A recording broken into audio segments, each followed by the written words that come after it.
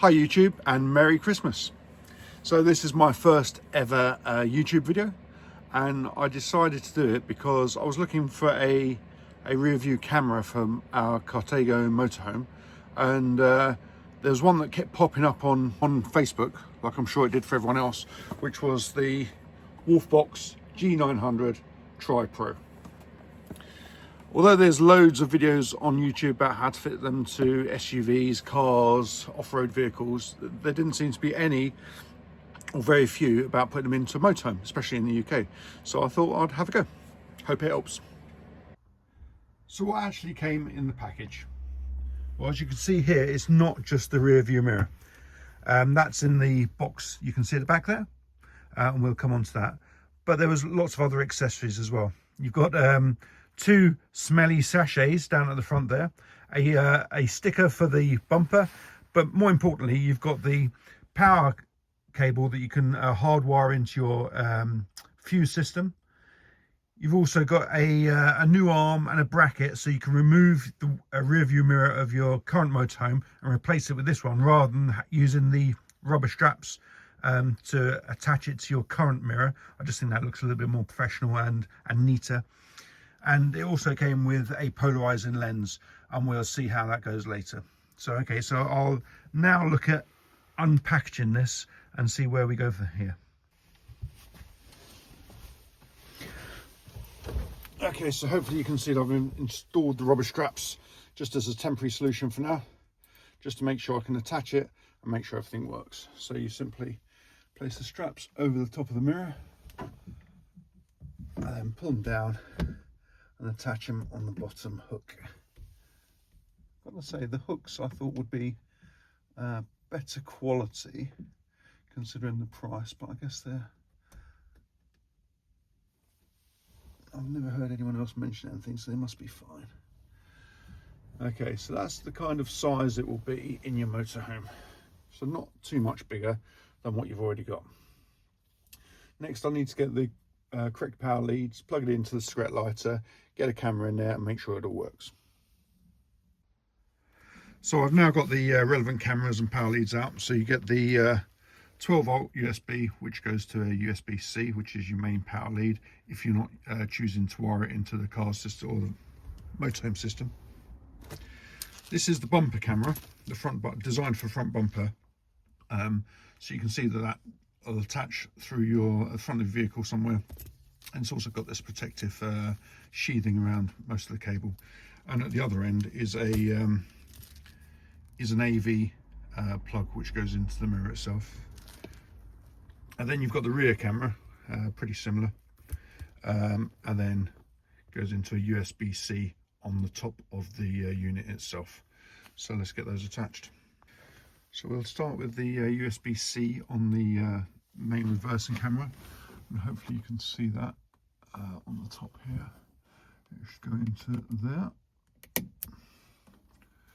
And then on the bumper camera with the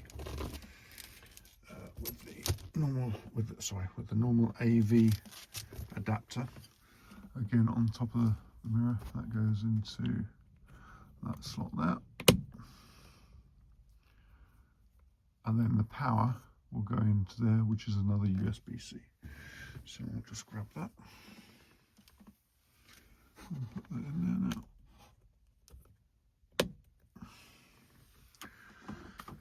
there now. Of note that it does come with a 256 gigabyte SD card, which just slots in that section there. And it does say when you first get the mirror to format that.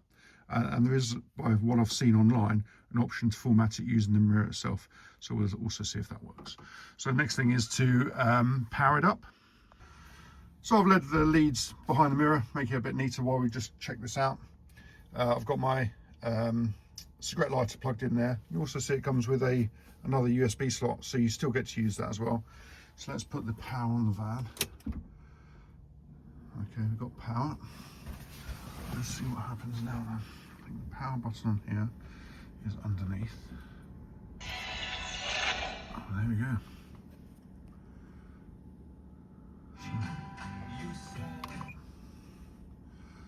So, select English. Let's peel that off, shall we? There we go. So select English. GMT, no.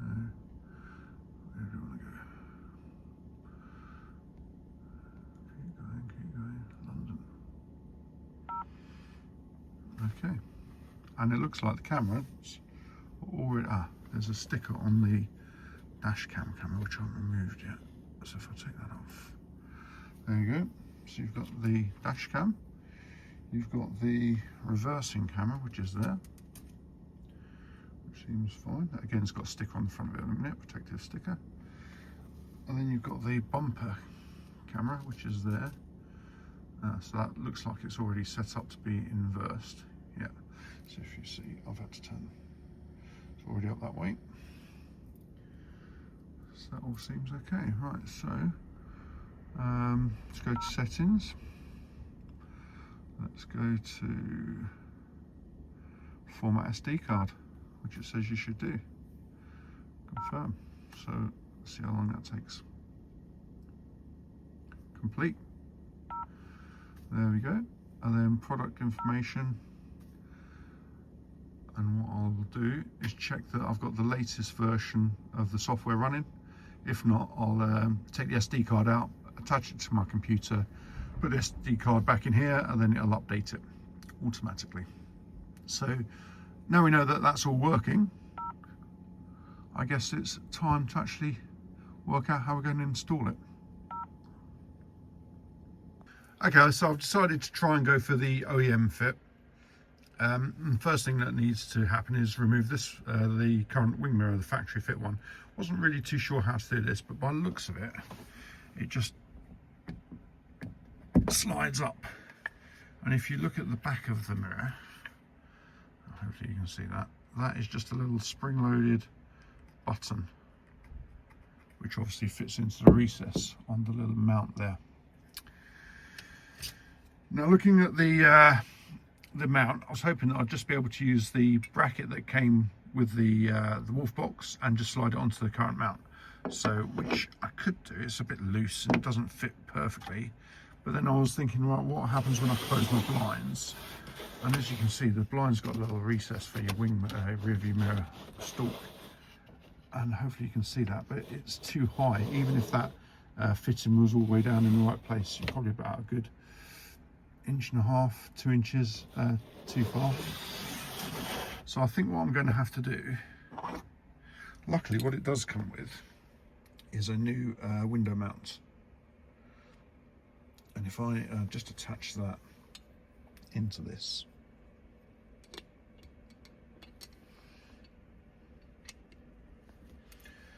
so you can see that that'll fit, that'll slide up there a bit more than that.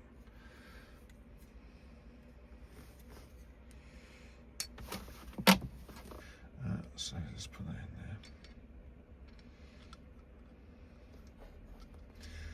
Right way around.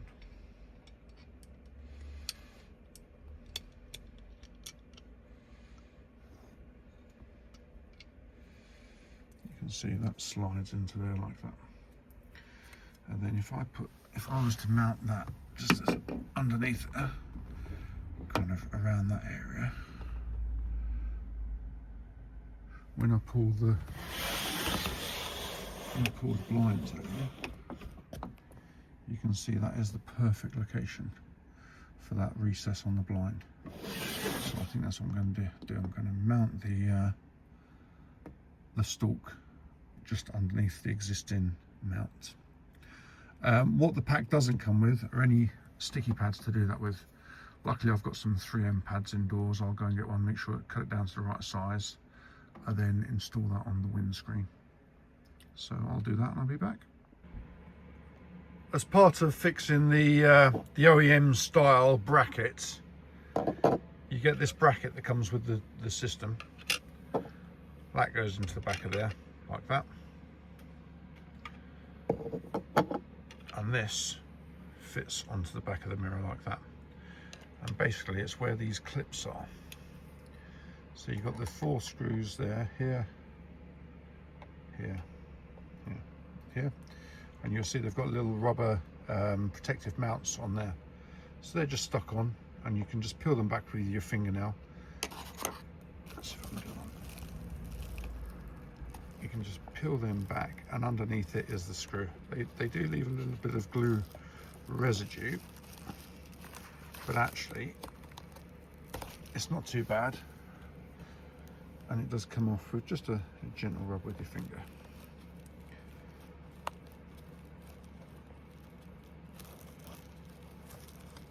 So you can see it comes off quite easy. So I'm going to finish doing that and remove these retaining clips. And now I've removed all those retaining screws. You can see how the clips are held in.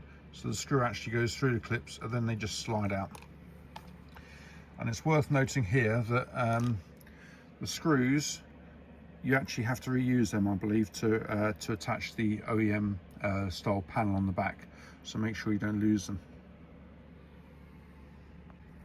The four black screws that come in the little packet, they're actually to attach the stalk to the black back plates. So you use the 4 black screws into the holes on there to secure it, and then the screws that come out of the little hook retainers are what you use again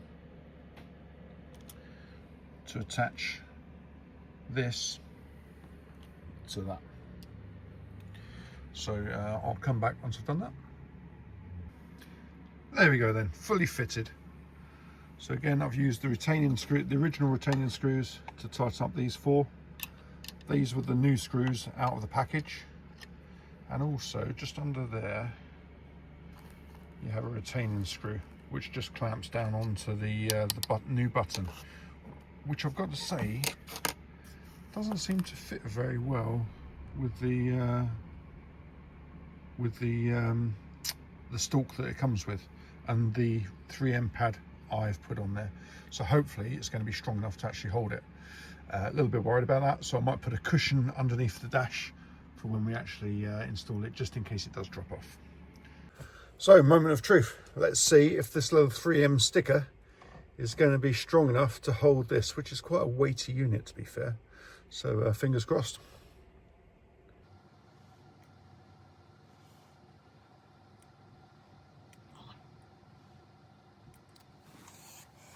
So I've decided just to line it up just underneath the other one and hope for the best.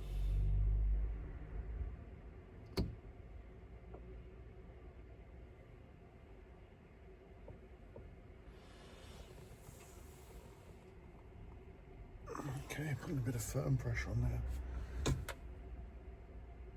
Just line it up to where I think I want it.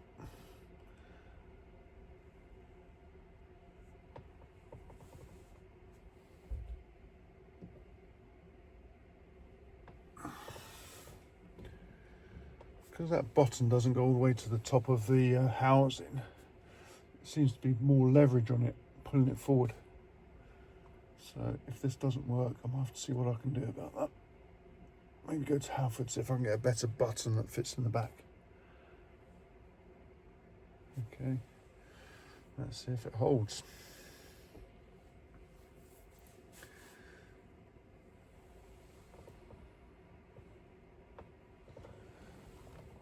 Seems to be at the moment.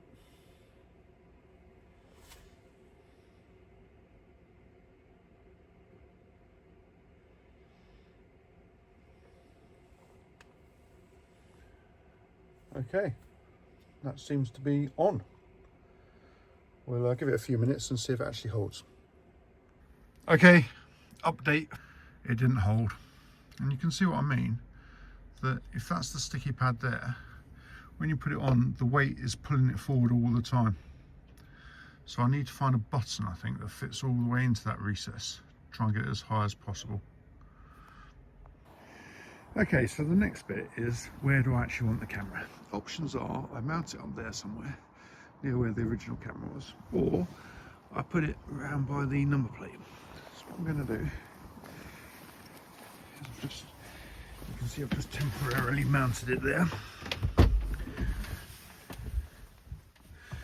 Now let's power up the camera and see what it looks like in a minute.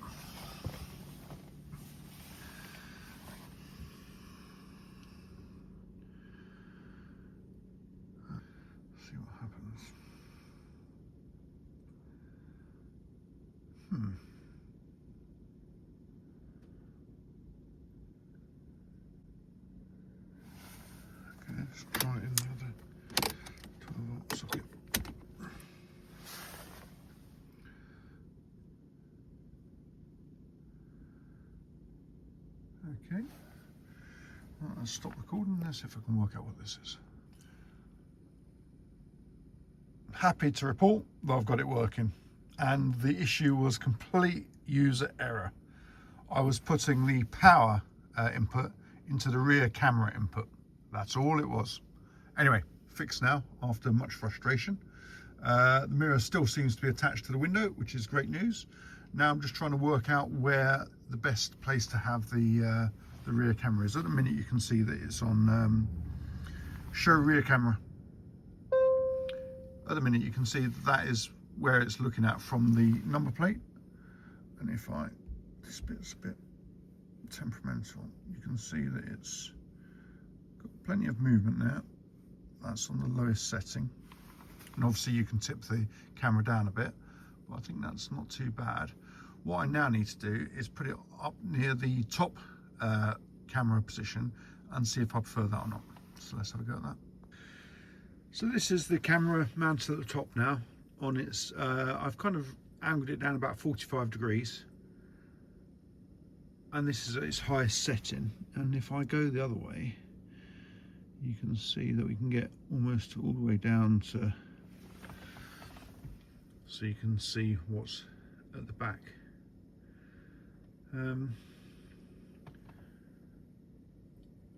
Yeah, I'm not sure.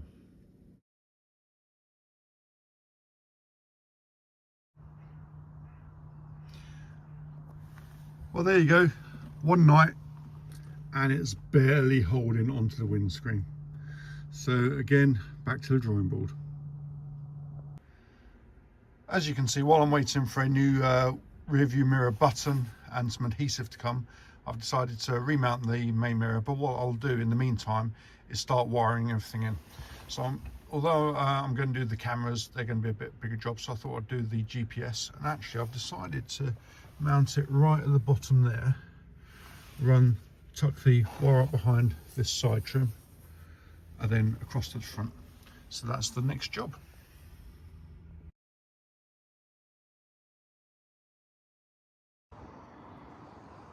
So when I started the install, you'll see I mentioned a bumper camera. Well, I thought, well, rather than having it at the front where I don't really need it, what I might do is mount it by my waste tank pipe, so that when I pull up over a drain I can actually see it from the cab and know when I'm in the right position. So what I did was I mounted it just up there, pointing here.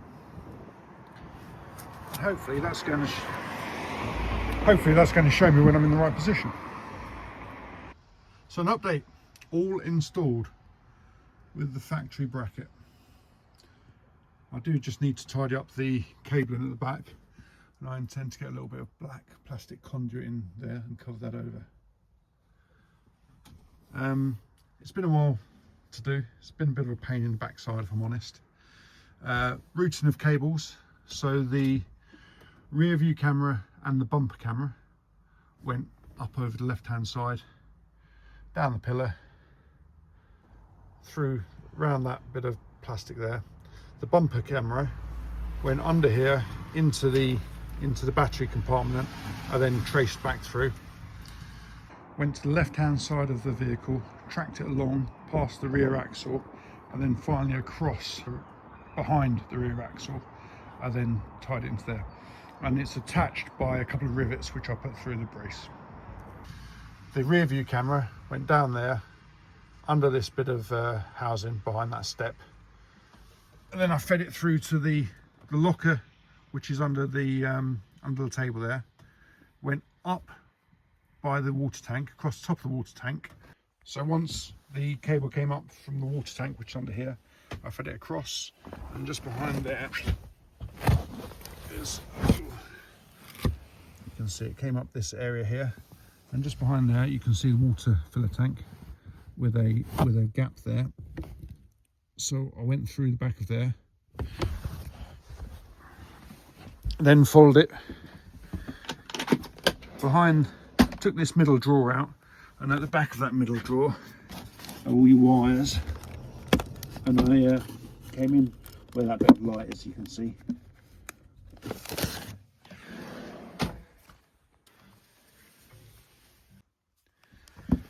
was going to go from the wardrobe, run it up there, and then take this bottom piece off and run it up back into that back locker there. But I couldn't actually work out how to get this bottom bit off. It's probably quite simple, but I couldn't work it out. So from that back wardrobe, I worked out that you could get into this lower fridge vent, again using the rods to find a path. So I fed the cable up there, and then same up to this one here, and then followed the cables which are already fitted, which kind of go into that top corner there, followed the cable through, and then back into the top of the rear of the motorhome.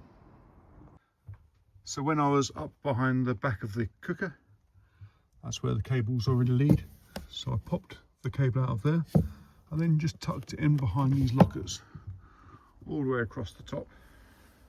And there's a bit I just need to tidy up, but cables up into this corner here, then ran it round into that locker, drilled a small hole through behind this bit of housing. And actually, when I drilled the camera from the other side, you can just see where it popped out, which was there, right in the bottom of that locker. So that was perfect. And then I've just tucked it all the way in there. Okay, so you can see that I've just mounted it under there. All I did was drilled a single hole, 8mm hole, through the back of the motorhome there, and covered it with Sikaflex.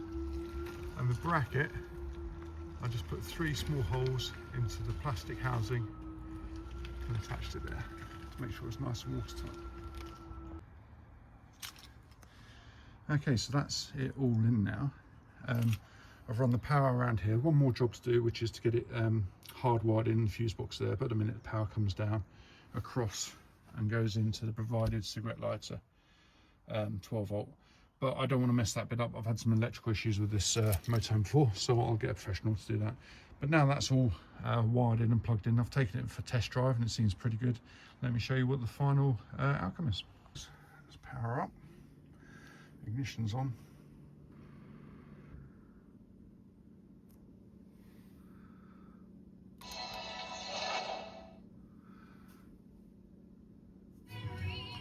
So it takes a couple of seconds to show up. That's the rear view mirror. If I swipe that way, that is my my tank there, my waste pipe. That's the front. And if I go across, there's all 3. You can see we've got the GPS set up. It's recording. You can see my waste pipe there, and hopefully be able to work out where I'm in the right place. Like I say, I've taken it for test drive. I've set that angle, I've set it up. That's the highest setting at the minute. If I put it down there, you can see that's about as low as I've got it set at the minute.